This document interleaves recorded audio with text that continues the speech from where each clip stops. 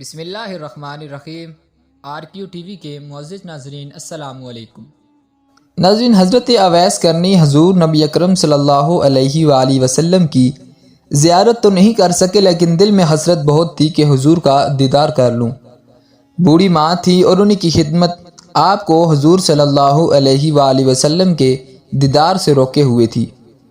ادھر حضور نبی اکرم صلی اللہ علیہ وآلہ وسلم یمن کی طرف رخ کر کے کہا کرتے تھے کہ مجھے یمن سے اپنے یار کی خوشبو آ رہی ہے۔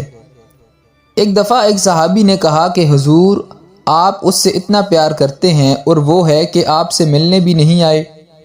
تو آپ صلی اللہ علیہ وآلہ وسلم نے فرمایا کہ اس کی بوڑھی اور نابینا ماں ہے جس کی اویس بہت خدمت کرتا ہے، اور وہ اپنی بوڑھی ماں کو تنہا چھوڑ کر نہیں آ سکتا۔ آپ صلی اللہ علیہ وآلہ وسلم نے حضرت عمر رضی اللہ تعالیٰ عنہ اور حضرت علی رضی اللہ تعالیٰ عنہ سے مخاطب ہوتے ہوئے فرمایا کہ تمہارے دور میں ایک شخص آئے گا جس کا نام اویس ہوگا، قد ہوگا درمیانہ، رنگت کا کالا ہوگا اور جسم پر ایک سفید داغ ہوگا۔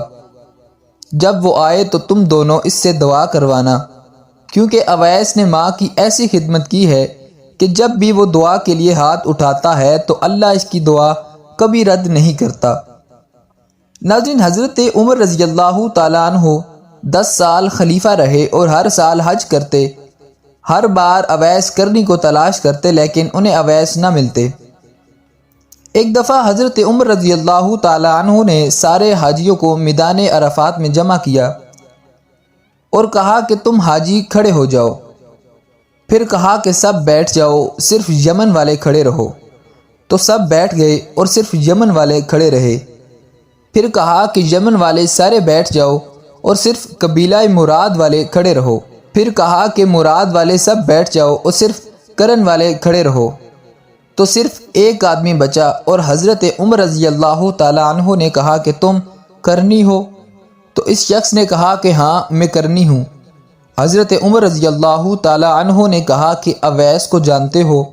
تو اس شخص نے کہا کہ ہاں، میں اویس کو جانتا ہوں، وہ تو میرے سگے بھائی کا بیٹا ہے۔ آپ نے پوچھا کہ اویس ہے کدھر؟ تو اس شخص نے کہا کہ وہ عرفات گیا ہے اونٹ چرانے کے لیے۔ حضرت عمر رضی اللہ تعالیٰ عنہ نے حضرت علی رضی اللہ تعالیٰ عنہ کو ساتھ لیا اور عرفات کی طرف دوڑ لگائی۔ جب وہاں پہنچے تو دیکھا کہ اویس کرنی درخت کے نیچے نماز پڑھ رہے ہیں اور اونٹ چاروں طرف چر رہے ہیں۔ آپ دونوں آ کر بیٹھ کے اور حضرت اویس کرنی کی نماز ختم ہونے کا انتظار کرنے لگے۔ جب حضرت اویس کرنی نے سلام پھیرا تو حضرت عمر رضی اللہ تعالیٰ عنہ نے پوچھا کہ کون ہو بھائی؟ تو حضرت اویس کرنی نے کہا کہ میں اللہ کا بندہ ہوں۔ حضرت عمر رضی اللہ تعالیٰ عنہ نے کہا کہ سارے ہی اللہ کے بندے ہیں، لیکن تمہارا نام کیا ہے؟ تو حضرت اویس کرنی نے کہا کہ آپ کون ہیں؟ حضرت علی رضی اللہ تعالیٰ عنہ نے کہا کہ یہ امیر المومنین عمر بن خطاب ہیں اور میں علی بن ابی طالب ہوں۔ ناظرین، حضرت اویس کرنی کا یہ سننا تھا اور وہ تھر تھر کانپنے لگے اور کہا کہ جی میں معافی چاہتا ہوں، میں آپ کو نہیں پہچانتا تھا، میں تو پہلی دفعہ حج پہ آیا ہوں۔ حضرت عمر رضی اللہ تعالیٰ عنہ نے کہا کہ تم اویس ہو؟ تو انہوں نے کہا کہ ہاں، میں اویس ہوں۔ حضرت عمر رضی اللہ تعالیٰ عنہ نے کہا کہ ہاتھ اٹھا اور ہمارے لیے دعا کر۔ ناظرین، حضرت اویس کرنی اس پر رونے لگے اور کہا کہ میں دعا کروں؟ آپ لوگ سردار اور میں نوکر، اور میں آپ کے لیے دعا کروں؟ تو حضرت عمر نے کہا کہ ہاں، اللہ کے نبی صلی اللہ علیہ وآلہ وسلم کا حکم تھا کہ اویس جب بھی آئے تو اس سے دعا کروانا۔ پھر حضرت اویس کرنی نے دونوں کے لیے دعا کی۔ آپ صلی اللہ علیہ وآلہ وسلم نے فرمایا کہ جب لوگ جنت میں جا رہے ہوں گے تو اویس کرنی بھی چلیں گے۔ اس وقت اللہ تعالیٰ فرمائیں گے کہ باقیوں کو جانے دو اور اویس کو روک لو۔ اس وقت حضرت اویس کرنی پریشان ہو جائیں گے اور کہیں گے کہ اے خدا، آپ نے مجھے دروازے پہ کیوں روک لیا ہے؟ تو اللہ تعالیٰ فرمائیں گے کہ پیچھے دیکھو۔